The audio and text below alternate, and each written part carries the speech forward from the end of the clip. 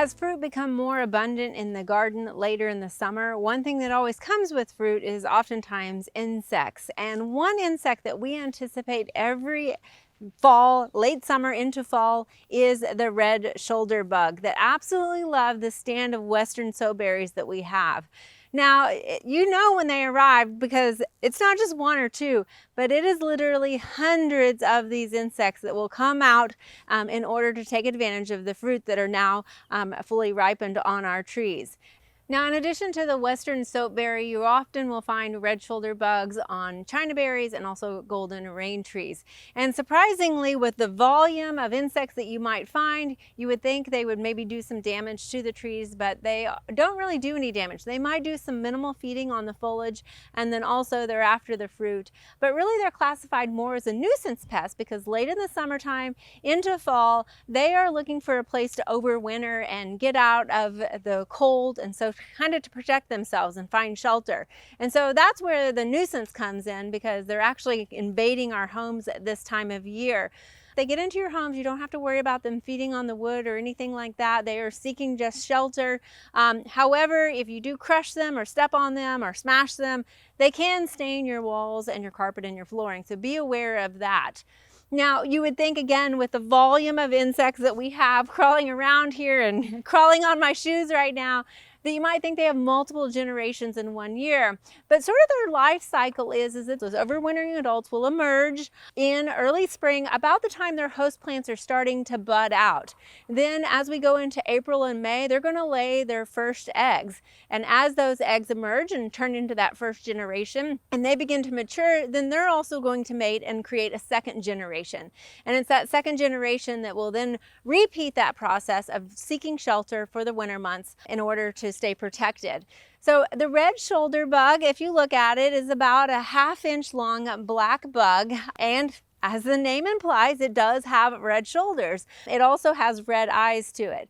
Now, that is the adult form. However, there are multiple sizes of the nymphs as they grow into maturity, and so they tend to be a little bit more red because their black wings haven't developed over their body just yet. Now, there's another insect that is often confused with the red shoulder bug, and that is the box elder bug. The box elder bug looks very similar. It is red and black. However, in addition to those red shoulders, it actually has 3 red marks behind its head, as well as red margins along its wings. So it's about the same size. It has a very similar life cycle to it. And again, it's classified as a nuisance pest as well. It tends to prefer feeding on the box elder tree. So if you have box elder trees, it might be that you have the box elder bug instead of the red shoulder bug.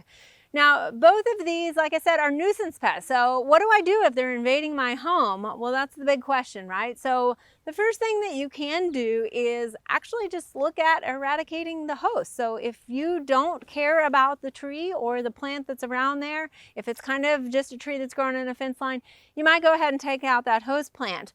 And a lot of times, if you don't have the host plant, you're not going to have that insect as well.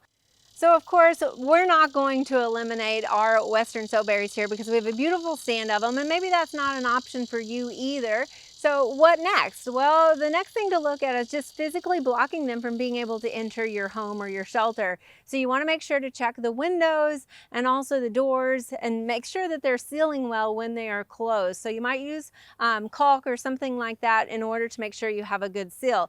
Once you've done that and kind of created a physical barrier from them actually entering your home, if they're still getting into your home, the next thing you can do are a couple of different methods. So if you want to use chemicals, there's a couple home chemicals that you can use.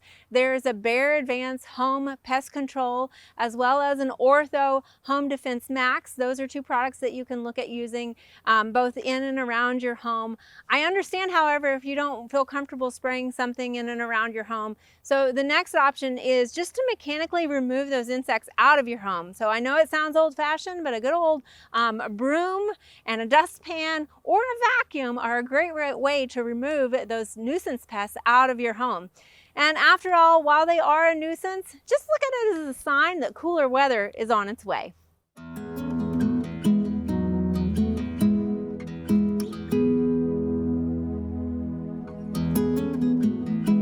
We hope you enjoyed this video as part of our Oklahoma Gardening YouTube channel.